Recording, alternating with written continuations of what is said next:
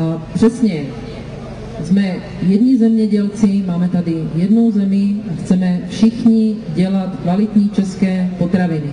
Já jsem na začátku slíbila, že vystoupí odborníci, vystoupí zemědělci a teď mi dovolte, aby vám o energetice z toho praktického hlediska řekl odborník, pan Vladimír Štěpán, který je odborník na energetiku a tím ho tady vítám.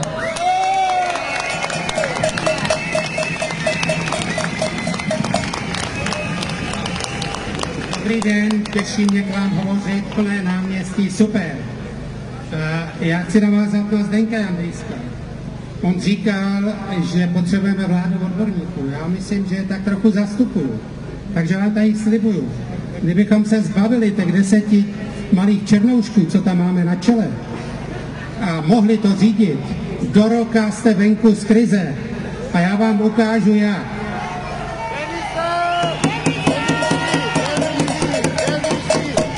Jako příklad musím se zmínit, co vás píšou médií. Tak si představte, že vy žijete na modrém obláčku a jste mnohem bohatší než v jiných odvětvích. Tak jsem si srovnal, jaký má plat náš poslanec a jaký průměrný zemědělec několik odvětví. Tak ten zemědělec má 35 000 a páni poslanci 350, to slyšíte dobře, se všema příplatkama. Tyhle lidi, tyto lidé, včetně premiéra, si troufají říkat, že zemědělci mají moc. A když umí o Zdeňkovi Jandejskovi a pletou si obrat se ziskem, tak jak je to se ziskem? Jenom na úvod. Tak si představte, že celé zemědělství má zisk 9 miliard korun. Všichni. Ale když si to vemete, že z toho se musí pokrýt investice aspoň na provoz a víc těm zemědělcům většinou nezbývá, na rozvoj už ne, tak je to nic. Ale víte, kolik mají 4 energetické firmy největší zisk? Vy jste hádali, neuhodnete. 200 miliard. Jenom 4. Když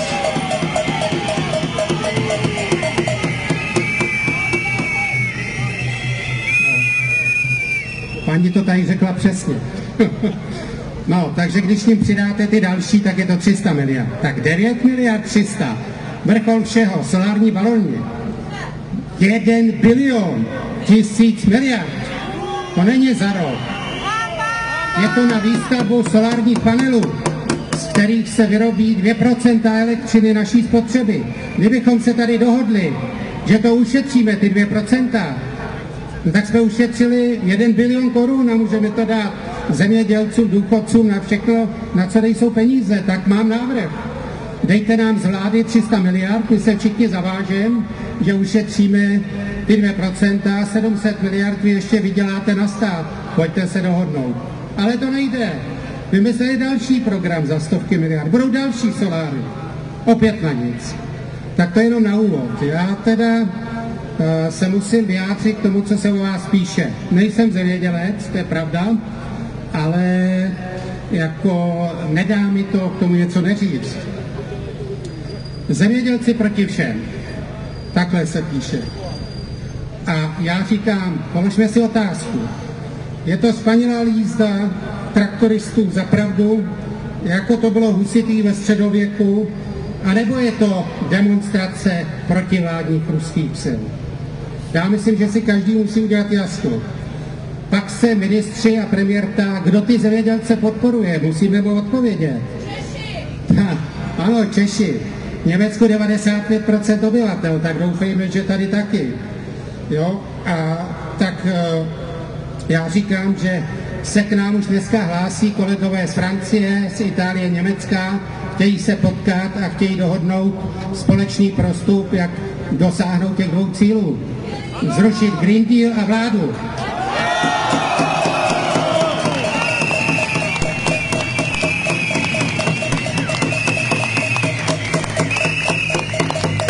Já mám tady, když jsem za ty odborníky, musím udělat trošku školení, jo? Malý teda jenom, jo? Tady, co se týče toho Green Dealu, tak tady už dneska mezi odborníkama je velký spor. Je to podvod století nebo tisíciletí? Jiný už není spor. Všichni víme, že to je obrovský ideologický podvod. Obrovský. Ale já vám řeknu, na co všechno doplatíte, protože to není jenom zemědělství. To vám zničí život úplně. A já vám to ukážu teda, jo. 1700 odborníků z celého světa napsali, že to je podvod století. Těch předních. Přesto pokračují dál. A teď teda, už to říkal Zdeněk tady, cílem Green Dealu snížit emise kysličníku uhličitého na nulu, protože jsou příčinou klimatických změn a oteplování. Nástrojem k tomu mají být emisní povolenky. Ale emisní povolenky jsou vlastně příčinou toho zdražení elektřiny, který teď platíte. Teď jde o to, jestli ty emisní povolenky k něčemu jsou. No, nejsou vůbec k ničemu, protože víme, že to CO2 vstřebávají listy. V těch listech se vytváří procesem fotosyntézy kyslík. Já si myslím, že ho tak trošku potřebujeme všichni, že jo? Nebo ne?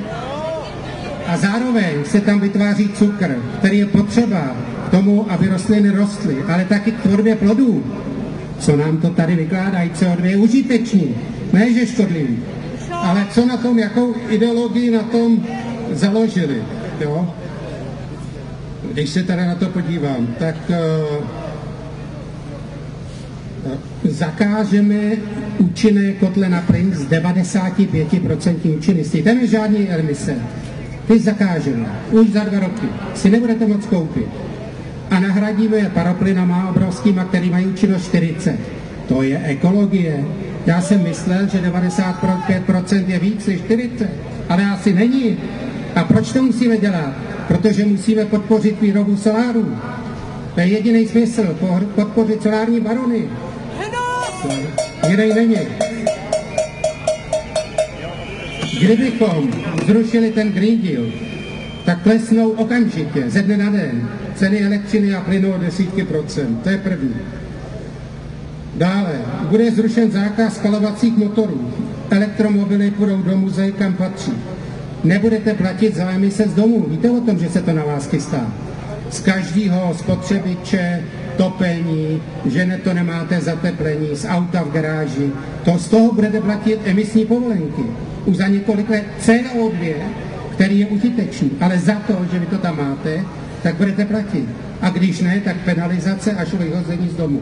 Takže když ty emisní povolenky nebudou, tak si zachováte domy.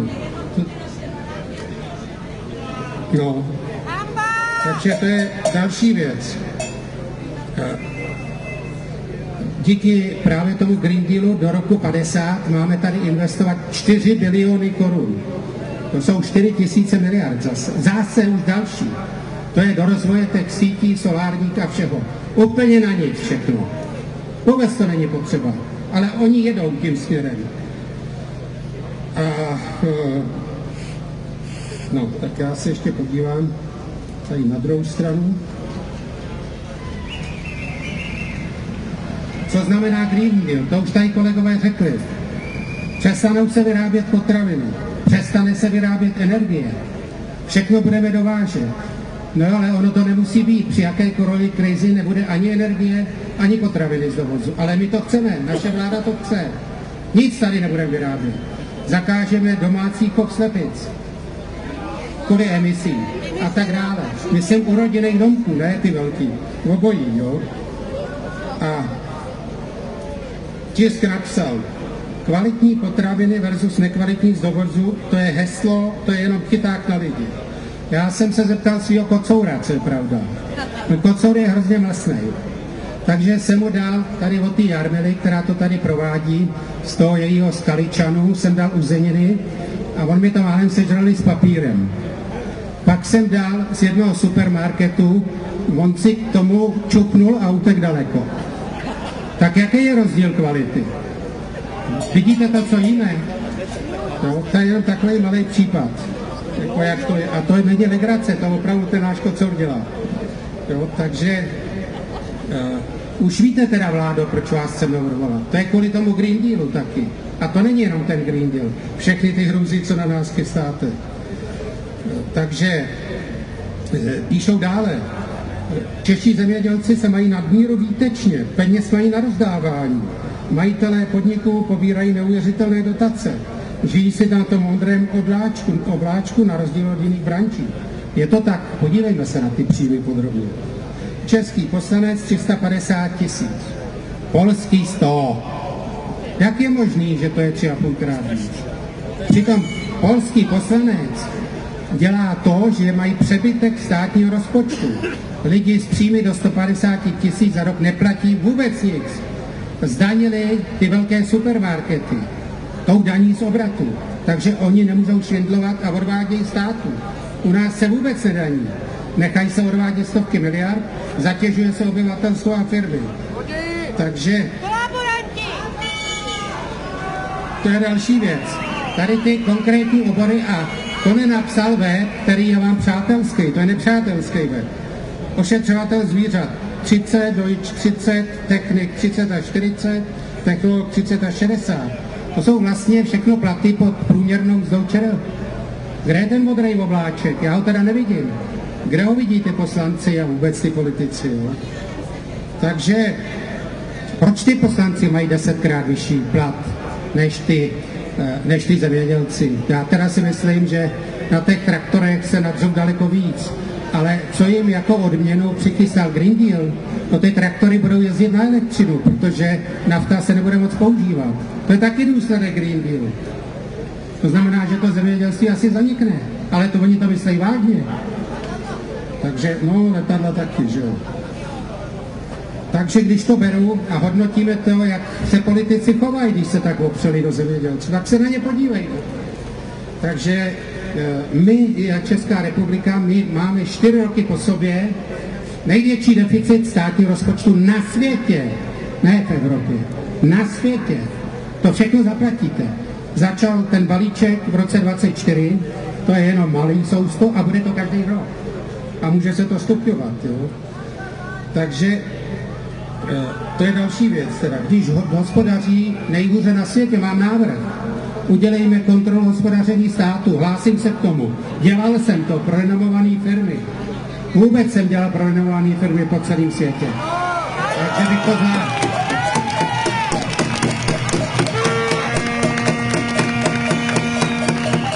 Podíváme se na našeho premiéra.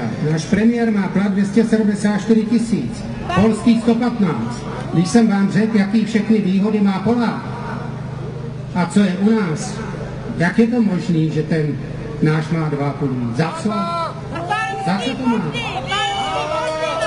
My bychom jim to přáli, kdyby k něčemu byli, ale oni nejsou k ničemu. Kdyby aspoň nebyli k ničemu a nic nedělali. Bohužel to ne.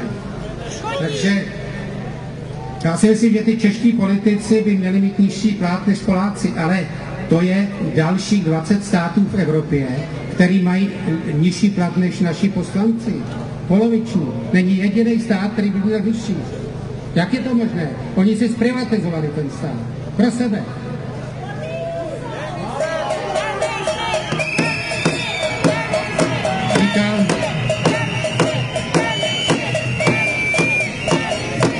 Říkal pan premiér, že teda od ledna v Polsku bude draho. Tak příklad. Jeden kolega tam zajel, jak bylo v článku, kobliha v Polsku 2 koruny, u nás 20. Tak já nevím, jsou to tedy hraniční ceny, jo. Připadá vám to stejný, že se to tam, kolik teda musela stát, když se tak výrazně zdražila, když teď 2 koruny. Zase lži. Jedna z další. Podívejme se na kritizovaný Maďarsko, Orbán. Přebytek státního rozpočtu. Orbán snížil náklady na elektřinu, vodu a plyn pro občany o 25%. Pro podniky o 11%. Splatil veškeré dluhy vůči Mezinárodnímu měnovému fondu. Otevřel ekonomiku na východ. Tak vypadá pro ruský Šváb. Když mluvil pan Rakušan, že teda se podívá do Rakouska, já jsem mu řekl, já vám tu cestu zaplatím, protože byste se tam dozvěděl, že oni nebudou vyvážet zbraně na Ukrajinu, nebudou podporovat válku, dovážejí a budou dovážet do roku 2040 levný a čistý ruský plyn. A to jsem pro český. Nikdy jsem pro Rusy nedělal. Vždycky jsem byl na druhé straně.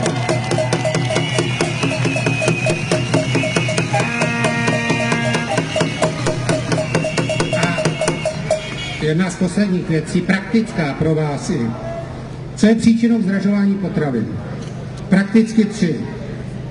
Pan Prouza, ředitel Svazu obchodních ruchu, tvrdí, že za to můžou agrobaroni, nejlépe pan Jandejsek a takovýhle. Já říkám, že máme 3 druhy baronů. Zvrátili jsme se do feudalismu. Tady zbyde několik málo superbohatých, který budou vlastnit všechno, a pak takový ten plebs, k tomu to směřuje. Tak oni to dělají.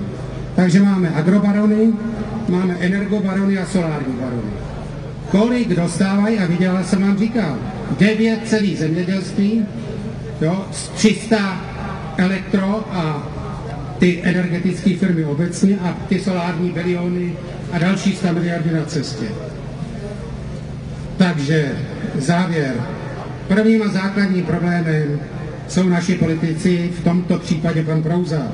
Jestliže on říká, že jako malý příklad, zemědělci dodají do obchodu jabka za 10 korun a ten supermarket je prodá za 40, tak ty zemědělci to mají všechny náklady a pár halířů zisk. Ale ten supermarket, který nemá žádný náklady, na to má 30 korun a pak má stovky miliard zisku, když se to nasčítá za všechny, který pak odveze bez daní. No, příklad toho Lidlu. Takže to je první. A teď přijde důležitá věc pro vás. Antimonopolní úřad říká, největší příčinou zdražení potravin jsou ceny energie. Mají pravdu. V září 22 naše vláda zastropovala ceny elektřinu a plynu nejvýš v Evropě. Jenom oni z jejich rozhodnutí, nikdo jiný. Teď. A to je to prakticky, říkám, ty ceny teď klesly. A já vám říkám, podívejte se na faktury. Těm zemědělcům jsem slíbil, že kdo se na mě podívá, tak se mu na to podívám. Teď jsem řešil jeden penzion, z 800 000 nákladů už platí jenom 400 a dům paní Obermajerový místo 120 bude platit 70. Jde to. Musí se to trošku umět, takže těm zemědělcům jsem slíbil, ať to pošlou přes Zdeňka Jandejska nebo naší Zdenku Niklovou, že se jim na to fakt podívám. Ale varuju a říkám všem ostatním, jo, věnujte se tomu, uspoříte desítky tisíc korun. Víte, kdo má nejvyšší ceny plynu a elektřiny včera? No, hádat 3krát nemusíte, samozřejmě státní firma ČEZ. No, tam vidím ty nejhorší ceny. Vyplatí se lecos, třeba i zaplatit pokuty, jsou různé věci. Fakt se to teďka dá. Prakticky stačí zvednout telefon, zavolat obchodníka, dej mi nabídku, tady máš fakturu a smlouvu. A on si poradí. Více nebo lépe. Řeknu vám teď příklad a pamatujte si to. Jestliže na faktuře máte 25 korun za kubík, tak já seženu za 12. Jestliže na elektřinu máte 5 000 nebo 4,5 tisíce nebo 4200, seženu za 3 000 nebo i méně.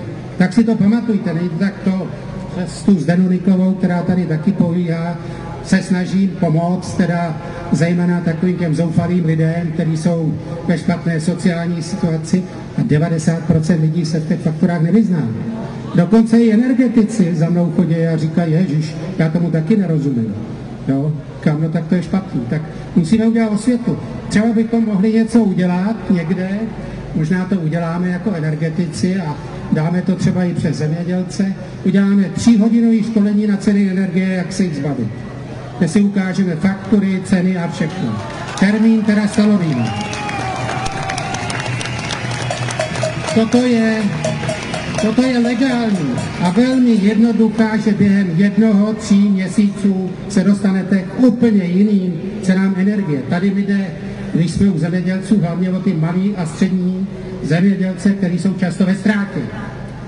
Ne, chceme, aby přežili samozřejmě. A ta hlavní příčina, jak říkal antimonopolní úřad, je ten strašlivý nárůst těch cen energie. Kdy teďka, když to šlo takhle, teď už to takhle klesá. A my to musíme chytit tady a donutit ty obchodníky, aby prodávali za ty nízké ceny. Takže to je teda další věc, jo. Výměna obchodníka. Dále tedy samozřejmě zrušení emisních povolenek, to už jsem říkal. A potom třetí způsob, jak tady říkal Zdeněk Jandejsek, taky máme zákon o cenách energetici z roku 90. To je taky náklady přiměřený zisk. To by taky ty ceny elektřiny šly na ty 2000 korun za megawatt-hodinu. Prostě by šly 2x, 2,5x dolů. Jo? Já nechci dál mluvit, že čekají další kolegové, tak jsem vás chtěl jenom tímto pozdravit a pozbudit, že nás tady máte a až těch 10 malých černoušků, jak to je, budou muset odejít a budeme moc to dělat, tak nám bude veselé. Takže děkuji.